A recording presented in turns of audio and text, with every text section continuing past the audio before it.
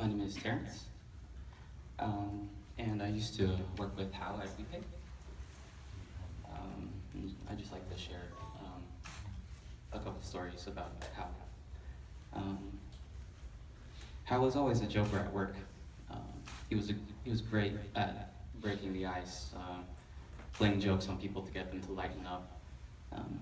He and I met as coworkers during his second stint at WePay, and I remember when he first joined, I was a little bit intimidated at first. Our boss at the time was really excited for him to come back and join the company again, and so I kept thinking to myself, wow, this guy must be really good. I better step my game up. Back then, our office it had two entrances. There was a front and a back entrance. The back entrance shared its parking lot with the neighboring Fry's Electronics, and it was always unclear to me whether or not we were allowed to park there, but it was much closer to my desk, so I always ended up parking there.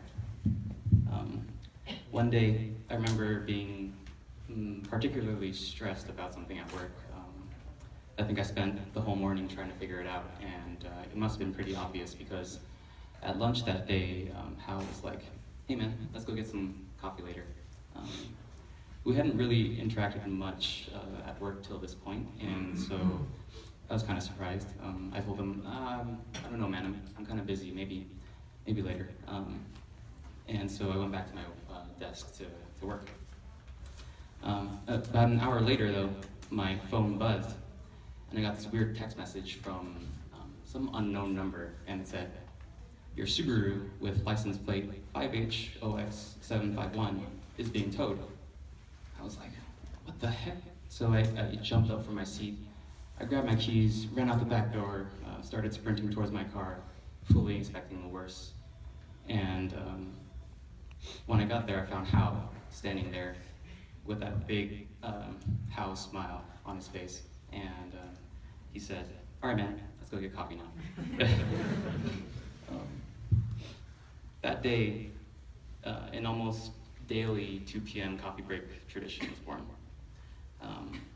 Together with our other really close coworker, Andre, those coffee breaks turned into dinners, and dinners turned into rock climbing, and climbing turned into weekend trips together, and weekend trips turned into meeting each other's girlfriends and talking about the future.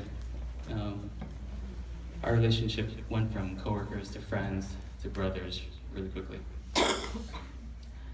As I got to know Hal more as a person, two things became pretty clear. One, he loved his family a lot, and two, he really adored his girlfriend, Diana. One of the things I always admired about Hal was how selfless he was. He was just really an unselfish person. From trying hard to save money to help his family buy a house, to saving small pieces of fancy candy for Diana to try, to sending me fake texts about my car getting towed so that he could get me out to coffee to unwind. It was almost never about himself. And that's a quality that I hope to embody in my own life and remember him by. If two people are close, sometimes you can see glimpses of one person in the other, just like sometimes you can see glimpses of parents and their kids. And as you become good friends with a person, I think that becomes inevitable that you'll pick up things from each other. And although I'm really sad to see Hal go, it gives me a little bit of hope to see, to know that he was so close and so important to so many people.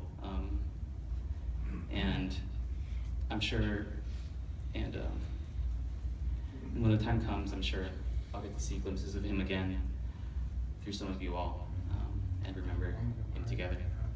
Rest in peace, man.